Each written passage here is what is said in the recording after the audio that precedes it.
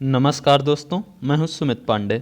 दोस्तों, जैसा कि आपको पता है कि आने वाले समय में आपकी RRB, NTPC, railway group D और यूपी लेखपाल, एसएससी की तमाम परीक्षाएं होने वाली हैं और इन सभी एग्ज़ाम्स में जीएस का वेटेज अच्छा खासा होता है। और इतने कम समय में, हालांकि समय ठीक ठाक है, लेकिन समय अगर पूरी सिलेबस के हिसाब से देखा जाए तो समय आपके पास कम ही है। तो कम समय में आपको चाहिए एक ऐसा वीडियो जो आपके कंप्लीट टॉपिक का रिवीजन करा सके। मैं आपके लिए ऐसे ही वीडियो लेकर के आता रहता हूँ और ये पीडीएफ या ये वीडियो मैंने कहाँ से बनाए हैं, कहाँ से लिया है, यूथ कंपटीशन टाइम की एक किताब आती है और यहाँ पर जितने भी प्रश्न प्रीवियस ईयर में पूछे गए हैं उन सभी प्रश्नों का संग्रह है। Group D, NTPC, RRB, JEE, RPF, constable, इन सभी एग्जाम्स का संग्रह किया गया है प्रीवियस ईयर के। ठीक है, और ये इस पूरी किताब में आपको 3000 से अधिक प्रश्न मिलेंगे। अगर आपको इसका पीडीएफ चाहिए तो मेरे दिए गए टेलीग्राम चैनल को ज्वाइन कर सकते हैं, लिंक मैं डिस्क्रिप्शन में दे दूंगा। तो दोस्तों, अभी तक मैं आपको इतिहास पढ़ा चुका हूँ, पूरा का पूरा भूगोल पढ़ा चुका हूँ और अब से मैं शुरू करने जा रहा हूँ आपके लिए इंडियन पॉलिटी, यानी भारतीय संविधान, या जिसको आप भारतीय राज्य व्यवस्था कहते हैं, वही आप आज से हम शुरू करने वाले हैं। और दोस्तों, जैसा कि आपको पता है कि मैं आपको 50-50 क्वेश्चंस पढ़ाता हूँ, पर डे 50 क्वेश्चन। एक दिन आप 50 क्वेश्चन तैयार कीजिए और अच्छे से तैयार कीजिए। अभी कहने को तो मैं 1000 क्वेश्चन आपको एक बार में ही करा दूं, 1000 क्वेश्चन एक बार में करा दूं, लेकिन उसका फ़ायदा क्या होगा आपके लिए, आप अक्सर भूल जाएंगे। आप उन 1000 प्रश्नों में से अगर आपको पता होंगे तब तो ठीक है, आपके लिए रिवीजन का बात कर जाएगी, लेकिन अगर कोई क्वेश्चन नया आ गया तो निश्चित है कि आप उसको भूल जाएंगे। लेकिन अगर आप थोड़े प्रश्न पढ़ेंगे तो आप भूलने वाले हैं नहीं। हाँ, 1-2 क्वेश्चन भूल जाएं, वो तो दैवीय प्रकृति है मनुष्य की, कि मनुष्य भूलता जरूर है। ठीक है, तो अभी से हम शुरू करने वाले हैं भारतीय राज्य व्यवस्था यानी इंडियन पॉलिटी। तो चलिए दोस्तों, शुरू करते हैं आज का प्रश्न। देखते हैं कि क्या है कि भारतीय संवैधानिक विकास एवं विशेषताएं से यहाँ से प्रश्न आते हैं आपका। तो पहला प्रश्न है, निम्नलिखित में से कौन संविधान सभा के अध्यक्ष थे? तो संविधान सभा के अध्यक्ष कौन थे? डॉक्टर राजेंद्र प्रसाद, जो कि आगे चल के हमारे पहले राष्ट्रपति भी बने। ऑप्शन डी सही जवाब हो जाएगा। कैबिनेट मिशन की संस्तुतियों के आधार पर भारतीय संविधान का निर्माण करने वाली संविधान सभा का गठन जुलाई 1946 में किया गया। 11 दिसंबर 1946 ईस्वी को डॉक्टर राजेंद्र प्रसाद संविधान सभा के अस्थायी अध्यक्ष निर्वाचित हुए, जबकि संविधान सभा के अस्थायी अध्यक्ष कौन थे? डॉक्टर सच्चिदानंद सिन्हा। ये संविधान सभा के सबसे बुजुर्ग सदस्य थे, इसी कारण इनको अस्थायी सदस्य चुन लिया गया, अस्थायी सदस्य न मिलने तक। लेकिन जब राजेंद्र प्रसाद अस्थायी अध्यक्ष मिल गए तब अस्थायी अध्यक्ष के पद से डॉक्टर सच्चिदानंद सिन्हा जी हट गए। अगला प्रश्न देखते हैं, भारतीय संविधान के संबंध में निम्नलिखित में से कौन सा कथन सही है? कौन सा कथन सही? यह कई संविधानों का मिश्रण है। जी बिल्कुल ठीक है। यह पूरी तरीके से ब्रिटिश संविधान पर आधारित है। गलत है। यह केवल भारत सरकार अधिनियम 1935 के आधार पर बनाया गया है। ये बात बिल्कुल पूरी तरीके से गलत है, क्योंकि यह पूरा का पूरा संविधान 1935 के भारत सरकार अधिनियम से नहीं लिया गया। हाँ, कुछ अंश जरूर लिया गया है। यह पूरी तरीके से कनाडा के संविधान पर आधारित है। ये भी गलत बात है। तो इस प्रकार से ऑप्शन ए ही इसका सही जवाब हो जाएगा कि भारत का संविधान कई संविधानों के मिश्रण से बना हुआ है। अगला प्रश्न देख लेते हैं कि क्या है, भारत में कौन सा दिन संविधान के दिवस के रूप में मनाया जाता है? तो भारत में 26 नवंबर जो है वो संविधान दिवस के रूप में मनाया जाता है। ऑप्शन ए सही जवाब हो जाएगा। भारत में संविधान दिवस 26 नवंबर को मनाया जाता है। इसकी शुरुआत वर्ष 2015 में डॉक्टर भीमराव अंबेडकर जी की 125वीं जयंती के अवसर पर किया गया था। तो 26 नवंबर को अंबेडकर जी की जयंती होती है, इसी कारण से 26 नवंबर से संविधान दिवस के रूप में मनाया जाने लगा। अगला प्रश्न देख लेते हैं दोस्तों, क्या है। हाँ दोस्तों, अगर ये प्रश्न आपको अच्छे लग रहे हो तो चैनल को सब्सक्राइब कीजिए, वीडियो को लाइक कीजिए, ये आपका कर्तव्य बनता है। भारत में संविधान दिवस कब मनाया जाता है? तो वही आपका ऑप्शन सी सही जवाब हो जाएगा, 26 नवंबर। अगला प्रश्न है, किसको संविधान सभा द्वारा भारतीय संविधान को अंगीकृत और अधिनियमित किया गया था? तो यानी कब पूछ रहा है कि कब भारतीय संविधान सभा द्वारा भारतीय संविधान को अंगीकृत और अधिनियमित किया गया था? तो इसका जवाब हो जाएगा 26 नवंबर 1949 को। ऑप्शन डी सही जवाब हो जाएगा। दोस्तों, 26 जनवरी 1950 को तो भारत गणतंत्र हो गया था। यानी भारत संप्रभु राष्ट्र 26 नवंबर 1950 बना था, लेकिन संविधान को अंगीकृत और अधिनियमित कब किया गया था? 26 नवंबर 1949 को। अगला प्रश्न देखते हैं, भारत का सर्वोच्च कानून किसे माना जाता है? तो भारत का सर्वोच्च कानून भारतीय संविधान को माना जाता है। ऑप्शन ए सही जवाब हो जाएगा। भारत का सर्वोच्च कानून भारतीय संविधान को माना जाता है या भारत का सर्वोच्च विधान है, जो संविधान सभा द्वारा 26 नवंबर 1949 को पारित हुआ था तथा 26 जनवरी 1950 से लागू हुआ। यह किसी भी देश के गणतांत्रिक देश का सबसे बड़ा लिखित संविधान है। यानी जो भारत का संविधान है वह किसी भी देश का सबसे बड़ा लिखित संविधान है। अगला प्रश्न देख लेते हैं दोस्तों कि भारत का संविधान कब लागू हुआ था? तो भारत का संविधान लागू कब से हुआ था? 26 जनवरी 1950 से। ऑप्शन ए इसका सही जवाब हो जाएगा। एक प्रश्न दिया गया है कि नीचे एक अभिकथन और कारण दिया हुआ है, इसमें से आपको बताया जाना है कि कारण सही है कि कथन गलत है। ये आइए प्रश्न पढ़ लेते हैं, समझ में आ जाएगा। भारतीय संविधान 26 जनवरी 1950 से लागू हुआ। कारण क्या है कि 26 जनवरी गणतंत्र दिवस के रूप में मनाया जाता है। दोस्तों ये गलत है, लेकिन गलत क्या है कि होना चाहिए कि 26 जनवरी गणतंत्र दिवस के रूप में मनाया जाता है, ये कथन होना चाहिए था। और कारण क्या होना चाहिए था कि भारतीय संविधान 26 जनवरी 1950 से लागू हुआ। तो देखिए पहला गलत हो जाएगा, दूसरा भी गलत हो जाएगा, तीसरा भी गलत हो जाएगा, लेकिन ए और आर दोनों सही हैं, ये बात ठीक है। ए आर जो है यानी रीजन यानी कथन जो है अभिकथन की कारण जो है अभिकथन की उचित व्याख्या नहीं है। ऑप्शन डी सही हो जाएगा। अगला प्रश्न देख लेते हैं, भारतीय संविधान की मसौदा समिति के अध्यक्ष कौन थे? तो मसौदा समिति जिसको प्रारूप समिति भी कहा जाता है, उसके अध्यक्ष जो थे वो ऑप्शन डी यानी BR अम्बेडकर जी थे। अगला प्रश्न देख लेते हैं कि संविधान सभा के कौन सा प्लान था? संविधान सभा के कौन से प्लान के कारण भारतीय संविधान का निर्माण हुआ था? तो ये कौन सा प्लान था? Cabinet mission plan. Option A सही जवाब हो जाएगा। द्वितीय विश्व युद्ध के बाद यानी जब दूसरा विश्व युद्ध समाप्त हुआ तो ब्रिटेन का प्रधानमंत्री था क्लीमेंट इटली, और उसी ने कहा कि भारत को अब स्वतंत्र करने का उद्देश्य उसी ने कहा कि भारत को स्वतंत्र करने का समय आ गया है। और इसी ने 3 सदस्यीय समिति निर्धारित की, जिसके सदस्य थे Stafford Cripps, Lord Pethick, Lawrence और एवी अलेक्जेंडर, जिसे कैबिनेट मिशन भी कहा जाता है। 24 मार्च 1946 को कैबिनेट मिशन का प्लान दिल्ली पहुंचा और मिशन ने भारत में तत्काल एक अंतरिम सरकार की स्थापना की तथा संविधान सभा के गठन एवं संविधान निर्माण हेतु एक योजना प्रस्तुत की, जिसे भारतीय संविधान का निर्माण हुआ। तो यानी भारत का संविधान किस मिशन के तहत निर्माण हुआ था? वो कैबिनेट मिशन। ऑप्शन सही जवाब हो जाएगा। अगला प्रश्न देख लेते हैं कि भारत के लिए सबसे पहले संविधान सभा का विचार किसने दिया था? तो भारत के लिए सबसे पहले संविधान सभा का विचार दिया था MN रॉय। ऑप्शन बी सही जवाब हो जाएगा। भारत में सर्वप्रथम संविधान सभा के निर्माण का विचार MN रॉय ने दिया था। MN रॉय को भारतीय साम्यवाद का पिता कहा जाता है। MN Roy Mexican communist party और भारतीय कम्युनिस्ट पार्टी के निर्माता थे। अगला प्रश्न देख लेते हैं, भारत की संविधान सभा की प्रथम बैठक की अध्यक्षता किसने की थी? तो सच्चिदानंद सिन्हा। ऑप्शन डी इसका सही जवाब हो जाएगा। अभी थोड़ी देर मैंने पहले ही बताया था कि प्रथम बैठक की अध्यक्षता किसने की थी? डॉक्टर सच्चिदानंद सिन्हा ने। और कब की थी? 9 दिसंबर 1946 को। कहाँ पर? नई दिल्ली के काउंसिल चैम्बर के पुस्तकालय भवन में। अगला प्रश्न देख लेते हैं, संविधान सभा के प्रारूप समिति के अध्यक्ष कौन थे?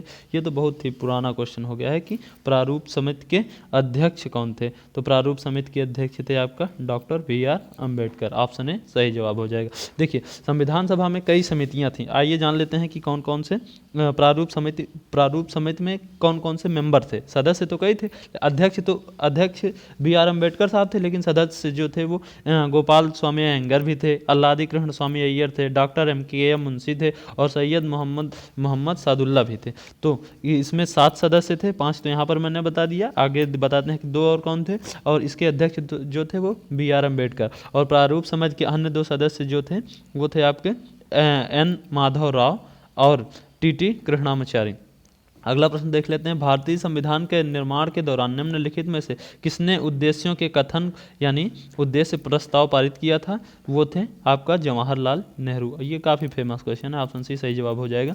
जवाहरलाल नेहरू ने 13 दिसंबर 1946 ईस्वी को संविधान सभा के सामने उद्देश्य प्रस्ताव पारित किया, और यह एक ऐतिहासिक प्रस्ताव था जिसमें स्वतंत्र भारत के संविधान के मूल आदर्शों की रूपरेखा प्रस्तुत की गई थी, और यह फ्रेमवर्क सुझाव दिया गया था जिसके तहत संविधान कार्य को आगे बढ़ाना था। और उद्देश्य प्रस्ताव कब पारित किया गया था? जनवरी 1946 में।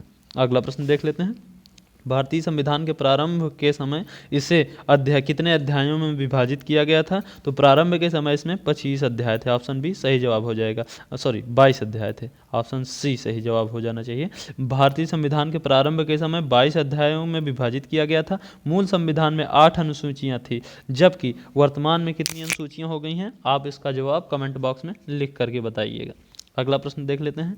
संविधान सभा के सबसे पहले सत्र का आयोजन कब हुआ था? संविधान सभा के पहले सत्र का आयोजन कब हुआ था दोस्तों? अभी मैंने थोड़ी देर पहले ही बताया था कि 1946 में। ऑप्शन बी सही जवाब हो जाएगा कि 11 दिसंबर 1946 को संविधान सभा की दूसरी बैठक हुई थी और पहली बैठक 1946 उसमें हुई थी। ठीक है, अगला प्रश्न देख लेते हैं। संविधान सभा ने किस दिन भारत के राष्ट्रीय ध्वज को अपनाया था? तो संविधान सभा ने किस दिन भारत के राष्ट्रीय ध्वज को अपनाया था? तो 22 जुलाई को। यही झंडा दिवस भी मनाया जाता है। ऑप्शन डी सही जवाब हो जाएगा। भारतीय संविधान सभा ने राष्ट्रीय ध्वज का प्रारूप 22 जुलाई 1947 को अपनाया था। राष्ट्रीय ध्वज में 3 रंग की क्षैतिज पट्टियाँ होंगी। सबसे ऊपर केसरिया, सफ़ेद और हरा, ये तो आप जानते ही हैं। लंबाई चौड़ाई का अनुपात 3 और 2 था। अगला प्रश्न देख लेते हैं। संविधान सभा ने भारतीय राष्ट्रीय ध्वज को कब अपनाया था? तो संविधान सभा ने भारतीय राष्ट्रीय ध्वज को 22 जुलाई को अपनाया जाता था। ऑप्शन बी सही जवाब हो जाएगा कि 22 जुलाई 1947 को। अगला प्रश्न है। भारत का राष्ट्रीय प्रतीक भारत सरकार द्वारा कब अपनाया गया था? जो राष्ट्रीय प्रतीक था वो भारत सरकार द्वारा कब अपनाया गया था? वो 26 जनवरी 1950, जब भारत में गणतंत्र पूरी तरीके से लागू हुआ। ऑप्शन सी सही जवाब हो जाएगा। अशोक द्वारा सारनाथ स्तंभ में सिंह स्तंभ का भारत का राष्ट्रीय प्रतीक है। आपने देखा होगा कि वो शेर बना होता है, रुपए में भी आता है ये चिन्ह आपका। और ये सत्यमेव जयते जो है वो कहाँ से लिया गया है? ऋग्वेद के मुंडकोपनिषद से। ठीक है, अगला प्रश्न देख लेते हैं कि क्या है। भारत का संविधान गणतांत्रिक है क्योंकि क्या भारत का संविधान गणतांत्रिक इसलिए है क्योंकि इसमें जो विकल्प दिए गए हैं इसमें कोई वंशानुगत घटक नहीं है। गणतंत्र मतलब होता है लोगों का तंत्र। ठीक है, इसमें एक पहला विकल्प है कि इसमें निर्वाचित सांसद का प्रावधान किया गया है। वो तो कई जगह पर किया जाता है। इसमें एक अधिकार विधेयक शामिल किया गया है, कई जगह किया जाता है। इसमें वयस्क मताधिकार का प्रावधान किया गया है, कई जगह किया जाता है। लेकिन जो मूल कारण है कि भारत का संविधान गणतांत्रिक है क्योंकि इसमें कोई वंशानुगत घटक नहीं होता। ऑप्शन ए सही जवाब हो जाएगा। भारत के राष्ट्राध्यक्षों का चुनाव हमेशा होता है। अगला प्रश्न देखते हैं। भारत एक गणतंत्र है। गणतंत्र का मतलब क्या है? गणतंत्र का मतलब है कि राज्य का प्रमुख उसके लोगों द्वारा परोक्ष रूप से चुना जाता है, ना तो कोई बता करके चुनेगा, इसीलिए भारत को गणतंत्र कहा जाता है। ऑप्शन सी सही जवाब हो जाएगा। अगला प्रश्न देख लेते हैं कि नीचे कथन और कारण दिया गया है। कथन क्या है? भारत एक लोकतांत्रिक देश है। जी बिल्कुल है। भारत का अपना एक संविधान है। जी बिल्कुल है। देखो, ये लोकतंत्र है तो यही कारण है कि भारत का संविधान है? नहीं, ये गलत बात है। भारत एक लोकतंत्र है ये अलग बात है और भारत का अपना एक संविधान है ये अलग बात है। तो दोनों सही हो जाएंगे। ऑप्शन ए और आर यानी दोनों सही हो जाएंगे, लेकिन रीजन जो है वो अजप्शन की व्याख्या नहीं करता। ऑप्शन बी इसका सही जवाब हो जाएगा। Option B. अगला प्रश्न देख लेते हैं। अगला प्रश्न है आपका प्रश्न संख्या 24 से देखते हैं कि क्या है। अब यहाँ से आपका संविधान के स्रोतों से प्रश्न शुरू हो जाता है कि संविधान के कौन कौन से स्रोत हैं। तो अगला प्रश्न देखते हैं। भारत के संविधान की संसदीय सरकार की अवधारणा किस देश से ग्रहित की गई थी? यानी भारत में संसदीय सरकार होगी, संसद होगी, इसकी अवधारणा कहाँ से ली गई थी? इंग्लैंड से, जिसको तत्कालीन ब्रिटेन भी कहा जाता था। ऑप्शन बी सही जवाब हो जाएगा। अगला प्रश्न देख लेते हैं। भारत के संविधान में भाईचारे की भावना किस देश से ली गई है? यानी फैटर्निटी आपका लिया गया है फ्रांस से। ऑप्शन सी सही जवाब हो जाएगा। भारतीय संविधान की प्रस्तावना में उल्लिखित स्वतंत्रता, समानता और बंधुत्व, लिबर्टी, फ्रीडम एंड और इक्वलिटी, फैटर्निटी, सॉरी मैं खुद ही भूल रहा हूँ दोस्तों, लेकिन ये जो फ्रांस की क्रांति में यही दिया गया था कि भाईचारे की भावना, तो वह है फ्रांस से लिया गया है। और जबकि प्रस्तावना का विचार अमेरिका से लिया गया है और प्रस्तावना की भाषा ऑस्ट्रेलिया से ली गई। अगला प्रश्न देख लेते हैं। भारत के संविधान में स्वाधीनता और बंधुता को शुरू करने का विचार किस देश से प्रेरित था? तो वही आपका फ्रांस से प्रेरित था। ऑप्शन ए सही जवाब हो जाएगा। फ्रांस से क्या क्या लिया गया है जान लेते हैं कि गणतंत्रात्मक और प्रस्तावना में स्वतंत्रता, समता, बंधुता और आदर्श के वाक्य। ब्रिटेन से क्या क्या लिया गया है? संसदात्मक शासन प्रणाली, एकल नागरिकता और विधि निर्माण की प्रक्रिया। रूस से क्या लिया गया है? मौलिक कर्तव्यों का प्रावधान। तो ये विदेशी स्रोत थे। अगला प्रश्न है कि भारतीय संविधान के मौलिक कर्तव्य किस देश से लिए गए हैं? तो ये तो बहुत बार प्रश्न पूछा जा चुका है कि मौलिक कर्तव्य कहाँ से लिया गया है। मौलिक कर्तव्य लिया गया है रूस से। यूनाइटेड तब का यूएसएसआर था, यूएसएसआर, जिसको रसिया कहा जाता है। ऑप्शन सी सही जवाब हो जाएगा। अगला प्रश्न देख लेते हैं। भारतीय संविधान में उल्लेखित आपातकालीन प्रावधान किस देश के संविधान से लिए गए हैं? यानी इमरजेंसी, भारत में इमरजेंसी किस देश के संविधान से लिया गया है? तो वो लिया गया है जर्मनी से। ऑप्शन सी सही जवाब हो जाएगा। भारतीय संविधान के भाग 18 में अनुच्छेद 352 से 360 तक आपातकालीन उपबंधों का उल्लेख किया गया है, जिसका स्रोत जर्मनी का संविधान है, जिसके तहत 3 प्रकार के आपातकाल की व्यवस्था है। भारत में 3 प्रकार के आपातकाल हैं, आपको पता होगा। जबकि मौलिक अधिकारों को संयुक्त राज्य अमेरिका यानी यूएसए से लिया गया है, संघीय व्यवस्था को कनाडा से और संसदीय शासन प्रणाली को ब्रिटेन से लिया गया है। और आप एक जवाब बताइएगा कि इस भारत का संविधान संशोधन कहाँ से लिया गया? एक प्रश्न आपके लिए मैं छोड़ दे रहा हूँ कि संविधान में संशोधन हो सकता है, ये किस देश के संविधान से लिया गया? अगर आपको उत्तर पता हो तो तुरंत कमेंट बॉक्स में टाइप कीजिए। अगला प्रश्न देख लेते हैं। अब यहाँ से आपका शुरू हो जाता है संघ एवं राज्य क्षेत्र। देखते हैं क्या है। भारतीय संविधान के अनुच्छेद 35A में निम्नलिखित में से किस राज्य के लिए विशेष प्रावधानों का उल्लेख किया गया है? किस राज्य के लिए विशेष प्रावधानों का उल्लेख किया गया है? जम्मू कश्मीर के लिए। लेकिन यहाँ से आता है 5 अगस्त 2019। यहाँ से एक अमित शाह जी और नरेंद्र मोदी जी एक एक्ट लाते हैं, एक कानून बनाते हैं और ये दर्जा 35 से खत्म कर दिया जाता है, जो कि प्रभावी कब होता है? सरदार वल्लभ भाई पटेल जी की जन्मतिथि यानी 31 अक्टूबर से। तो ये दोस्तों प्रश्न अब गलत हो चुका है, किसी के लिए अब विशेष प्रावधान नहीं रह गया है। हाँ, नागालैंड के लिए अभी भी है, वो मैं आगे आपको बताऊंगा। तो फिलहाल इस प्रश्न का जवाब हो जाएगा जम्मू और कश्मीर।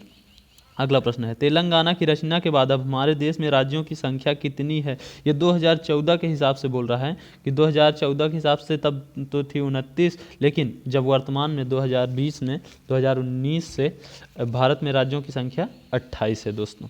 अगला प्रश्न देख लेते हैं। किस सन में उड़ीसा भारत संघ का एक स्वतंत्र राज्य के रूप में शामिल हुआ था और अब भी है? कौन से सन में उड़ीसा भारत में शामिल हुआ था? तो ये शामिल हुआ था 1950 में। ऑप्शन बी, जब जो दिया गया था कि आप विकल्प दिया गया था कि आप या तो पाकिस्तान के साथ मिल जाइए या तो भारत के साथ मिल जाइए, तो वो समय था 1950। तो उड़ीसा भारत के साथ मिलने का निर्णय लिया था। तो उड़ीसा राज्य की स्थापना 1 अप्रैल 1936 को हुई थी। इसके उपलक्ष्य में उड़ीसा को उड़ीसा दिवस के रूप में मनाया जाता है। आगे चलकर सन 1950 में उड़ीसा भारत संघ का एक स्वतंत्र राज्य के रूप में शामिल हो गया। अगला प्रश्न देख लेते हैं। भारतीय संविधान के अनुच्छेद 371A में उल्लेखित किस राज्य के लिए विशेष प्रावधानों का उल्लेख किया गया है? तो 370 जो था वो आपका जम्मू कश्मीर से था, जबकि 371 जो है वो नागालैंड से है। ऑप्शन बी सही जवाब हो जाएगा कि जो 371 है, अनुच्छेद 371, वो कहाँ के लिए विशेष प्रावधान करता है? वो नागालैंड राज्य के लिए करता है। महाराष्ट्र एवं गुजरात के लिए 371, असम के लिए 371B, मणिपुर के लिए 371C, आंध्र प्रदेश तेलंगाना के लिए 371D, जम्मू कश्मीर के लिए 370, जो कि ये खत्म हो चुका। अगला प्रश्न, 1949 में भारत का हिस्सा कौन बना था? तो 1949 में त्रिपुरा जो है वो भारत का हिस्सा बनना पसंद किया था। ऑप्शन डी सही जवाब हो जाएगा। स्वतंत्रता के बाद त्रिपुरा 1949 में भारत का हिस्सा बना था। 1 जुलाई 1963 को इसे केंद्र शासित प्रदेश बना दिया गया था। आगे चलकर 21 जनवरी 1972 को इसे पूर्ण राज्य का दर्जा दे दिया गया था। तो 1949 में निम्न में से त्रिपुरा जो है वो भारत का हिस्सा बना था। अगला प्रश्न देख लेते हैं। भारतीय संविधान के निम्नलिखित में से कौन सा भाग केंद्र शासित प्रदेशों से संबंधित है? तो कौन सा भाग जो है वो केंद्र शासित प्रदेशों से संबंधित है? तो वह भाग 8। ऑप्शन बी सही जवाब हो जाएगा। भाग 8 ऑप्शन ए सही जवाब हो जाएगा।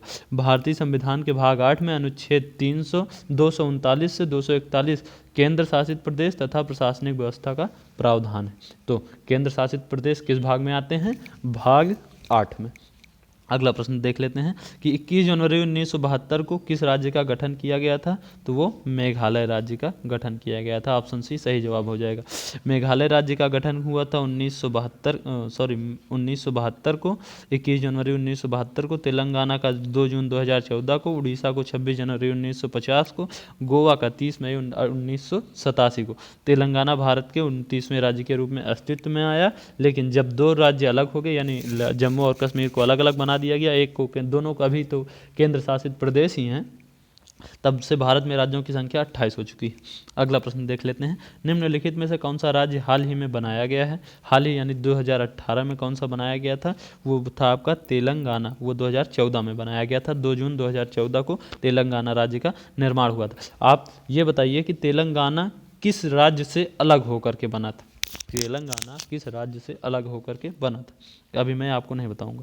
अगला प्रश्न देख लेते हैं। एक भौगोलिक और राजनीतिक इकाई के रूप में तेलंगाना 2 जून 2014 को और भारत संघ के सबसे छोटे राज्य के रूप में बनाया गया था। वो कौन सा नंबर का था? 29वां। ये तब के प्रश्न हैं, 2018 के प्रश्न हैं।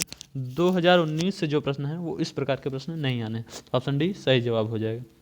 अगला प्रश्न है, सिक्किम कब भारत का एक राज्य बना था? तो सिक्किम कब भारत का राज्य बना था? 1975 में। इस जब पूर्वोत्तर में 7 ब्रदर्स और 1 सिस्टर, जो सिस्टर है, 7 सिस्टर्स एंड 1 अडॉप्टेड ब्रदर, वो जो ब्रदर है वही है सिक्किम।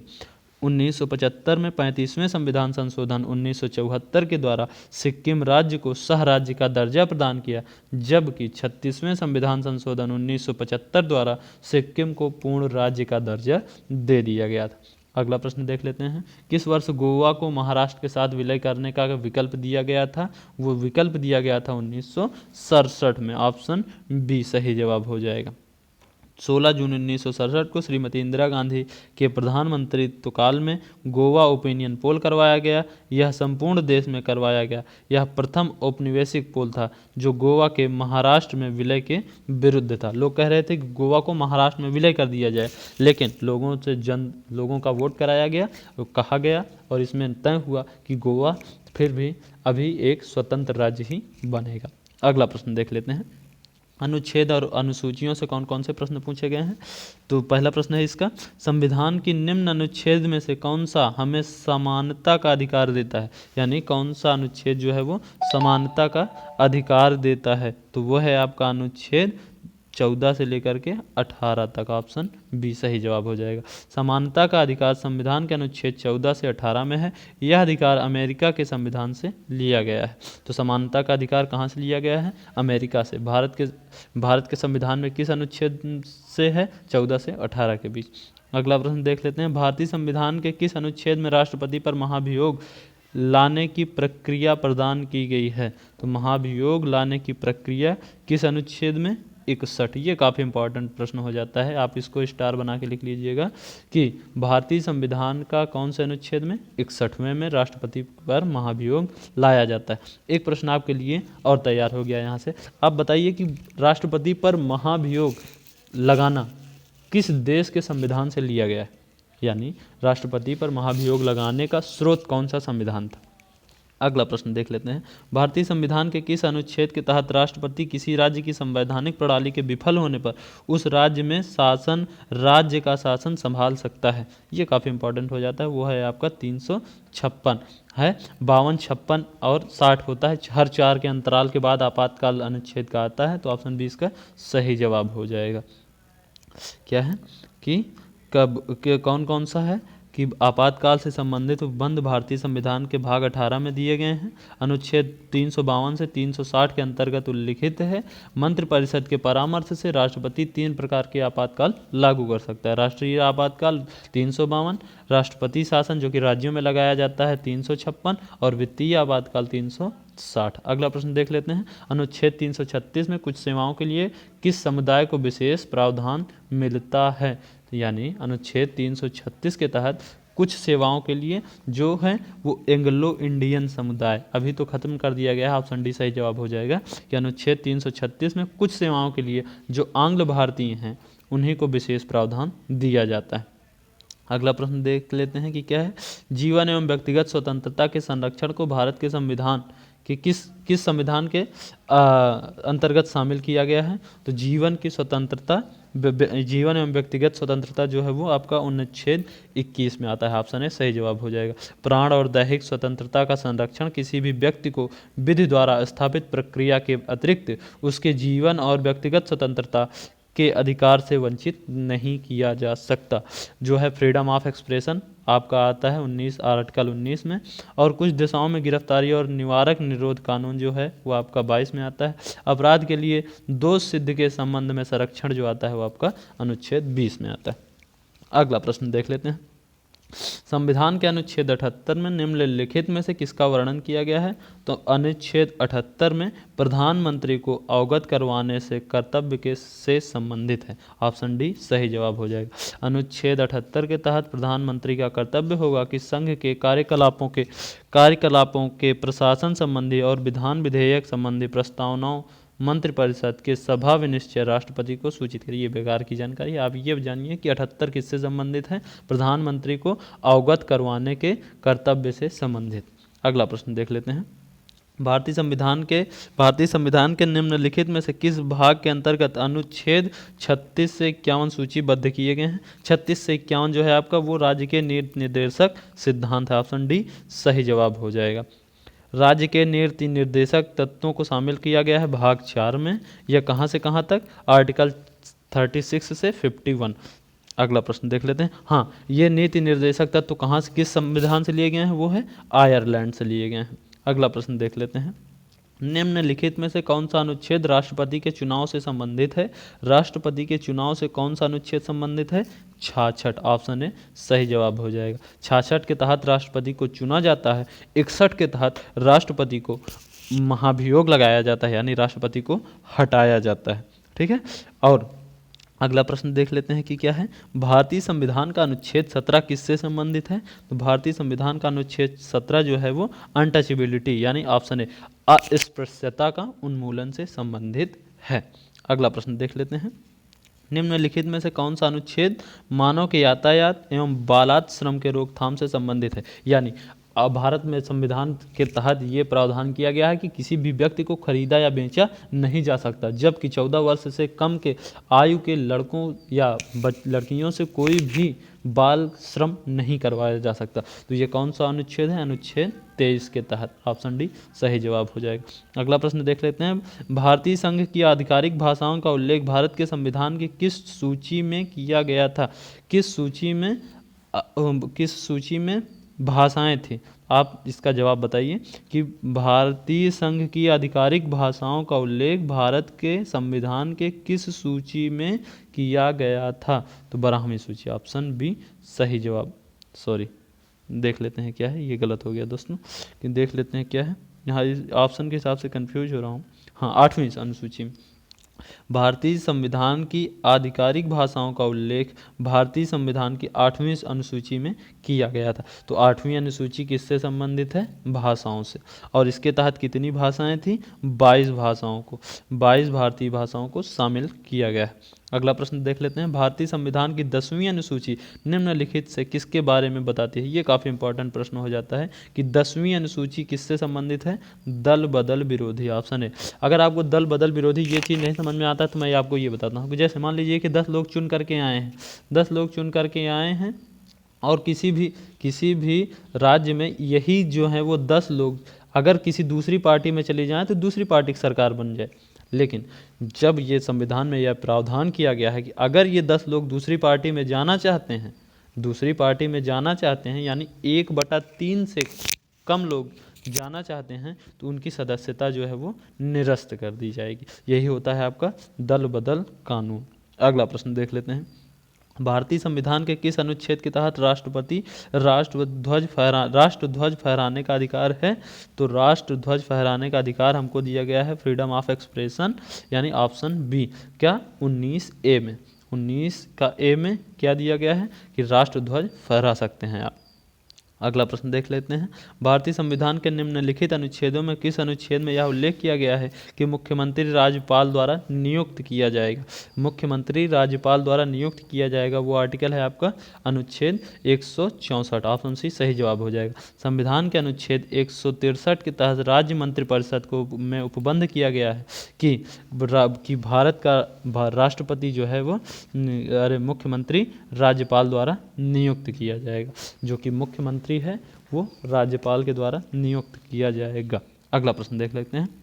भारत के संविधान में निम्न में से किस अनुच्छेद में शिक्षा के अधिकार की व्याख्या की गई है? तो शिक्षा का अधिकार जो आता है आपका 21A, अनुच्छेद 21A। भारत के संविधान में अनुच्छेद 21A में शिक्षा के अधिकार की व्याख्या की गई है। राज्य जो है, राज्य, जब यहाँ पर राज्य शब्द बोला जाता है तो वो मतलब कि होता है कि केंद्र सरकार। राज्य 6 से 14 वर्ष की आयु के समस्त बच्चों को ऐसे पढ़ाएगी जैसे उनका परम कर्तव्य हो। राज्य का कर्तव्य होगा कि वो 6 से 14 वर्ष के बच्चों को निःशुल्क शिक्षा उपलब्ध कराए। तो दोस्तों आज का सेशन यहीं पर समाप्त होता है। मैंने आपको यहाँ से करा दिया है आपको 53 प्रश्न पढ़ा दिए। सॉरी, अभी मैं समय है, मैं पढ़ा देता हूँ आपके लिए 10 प्रश्न और करा देते हैं हम आपको। कि प्रश्न है कि भारतीय संविधान का अनुच्छेद 21 निम्नलिखित में से किससे संबंधित है? तो अनुच्छेद 21A संबंधित है शिक्षा के अधिकार से। ऑप्शन डी सही जवाब हो जाएगा। निम्नलिखित में से कौन सा राज्य संविधान की 6ठी अनुसूची का पालन नहीं करता जो जनजातीय क्षेत्रों के प्रशासन एवं नियंत्रण से संबंधित हैं? यानी कौन सा राज्य संविधान की 6ठी अनुसूची का पालन नहीं करता? तो वो है नागालैंड। ऑप्शन बी सही जवाब हो जाएगा। 6ठी अनुसूची में असम, मेघालय, त्रिपुरा और मिजोरम राज्यों के जनजातीय क्षेत्रों के प्रशासन के बारे में प्रावधान किया गया है। नागालैंड का प्रशासन एवं नियंत्रण 6ठी अनुसूची के अंतर्गत नहीं आता है। अगला प्रश्न देख लेते हैं कि भारत का संविधान लोकसभा के आकार को सीमित यानी सीमांकन करता है, जिसके तहत निर्वाचन सदस्य तथा किसको यानी कितने निर्वाचित सदस्य जो कि और कुछ एंग्लो इंडियन समुदाय का प्रतिनिधित्व करते हैं? तो वो है आपका 550 और 2। अधिकतम सीटों की संख्या जो लोकसभा में हो सकती है वो 550, और जिसमें से 2 जो हैं वो एंग्लो इंडियन समुदाय के होंगे। अगला प्रश्न देख लेते हैं। भारतीय संविधान के अनुसार किस अनुच्छेद के तहत जीवन की सुरक्षा और व्यक्तिगत स्वाधीनता प्रदान की गई है? तो जीवन की सुरक्षा और व्यक्तिगत स्वतंत्रता किसके द्वारा प्रदान की गई है? तो वो है अनुच्छेद आपका 21। ऑप्शन बी सही जवाब हो जाएगा। संविधान के अनुच्छेद 21 के तहत जीवन की सुरक्षा और व्यक्तिगत स्वतंत्रता प्रदान की गई है। अगला प्रश्न देख लेते हैं। भारतीय संविधान का अनुच्छेद 29 निम्नलिखित में से कौन से अधिकार प्रदान करता है? तो वह है आपका अल्पसंख्यकों के हितों की सुरक्षा। ऑप्शन सी सही जवाब हो जाएगा कि अनुच्छेद 29 जो है वो अल्पसंख्यकों के लिए है। भारतीय संविधान के भाग 3 में मौलिक अधिकारों के तहत अनुच्छेद 29 एवं 30 में संस्कृति एवं शिक्षा से संबंधित अधिकार प्रदान किए गए हैं, जिसमें अनुच्छेद 29 के तहत अल्पसंख्यक वर्ग के हितों का संरक्षण उपबंध किया गया है। अगला प्रश्न देख लेते हैं। हमारे संविधान का कौन सा अनुच्छेद यह कहता है कि सदन में वोटों की समतुल्यता की स्थिति में स्पीकर के पास अंतिम कास्टिंग मत होगा? तो वो कौन सा अनुच्छेद था? अनुच्छेद 100। ऑप्शन डी सही जवाब हो जाएगा। यानी जो डिसीजन जिस वोट से जिसका निर्णय होना है, यानी अगर 100 वोट एक तरफ पड़े हैं और पूरे राज्य में पूरे विधान में 201 सीट है और 100 एक तरफ को मिले 100 एक तरफ को मिले, तो फाइनल जो एक बचेगा वो किसका हो जाएगा? वो उसका अध्यक्ष का हो जाएगा। अगला प्रश्न देख लेते हैं।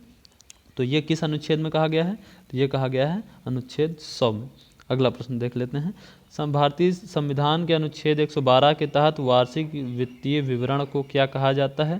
तो वार्षिक वित्तीय विवरण को आपका बजट के नाम से जाना जाता है। ऑप्शन सी सही जवाब हो जाएगा।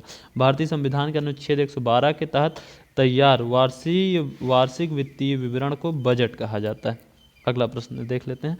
इससे पहले जान लेते हैं कि स्वतंत्रता के बाद देश का पहला बजट किसके द्वारा किया गया था? उसके वित्त मंत्री थे R.K. षणमुखम शेट्टी, और कब पारित किया गया था? 26 नवंबर 1947 को। अगला प्रश्न है। भारतीय संविधान के अनुच्छेद 21 के निम्नलिखित में से किस अधिनियम का उल्लेख किया गया है? तो 21 से अभी मैंने थोड़ी देर ही पहले बताया था कि अनुच्छेद 21 से लोक का प्रतिनिधित्व शिक्षा का अधिकार। ऑप्शन ए सही जवाब हो जाएगा कि शिक्षा का अधिकार किस अनुच्छेद में दिया गया है? अनुच्छेद 21A में। अगला प्रश्न देख लेते हैं। और यह अनुच्छेद कब जोड़ा गया था? 86वें संविधान संशोधन 2002 के द्वारा। अगला प्रश्न देख लेते हैं। भारत के राज्य एवं संघ शासित प्रदेशों का संविधान के किस अनुसूची में उल्लेख है? भारत के राज्य एवं केंद्र शासित प्रदेशों का किस अनुसूची में है? वो पहली ही अनुसूची में आपका मिल जाता है कि राज्य एवं संघ शासित प्रदेश। तो ऑप्शन ए सही जवाब हो जाएगा। तो दोस्तों यहाँ तक आपका आज का सेशन खत्म होता है। अगर वीडियो आपको पसंद आया हो तो लाइक, शेयर और सब्सक्राइब तो आप करेंगे ही। हाँ, अगर ये आपको ज़रूरी लगे तो दोस्तों में भी अवश्य शेयर करें ताकि उनका भी कुछ फ़ायदा हो। अगर आपको ये पसंद आ रहे हों तो चैनल को सब्सक्राइब कर लीजिएगा। मिलते हैं आपसे अगले वीडियो में। पूरा वीडियो देखने के लिए आपका तहे दिल से शुक्रिया।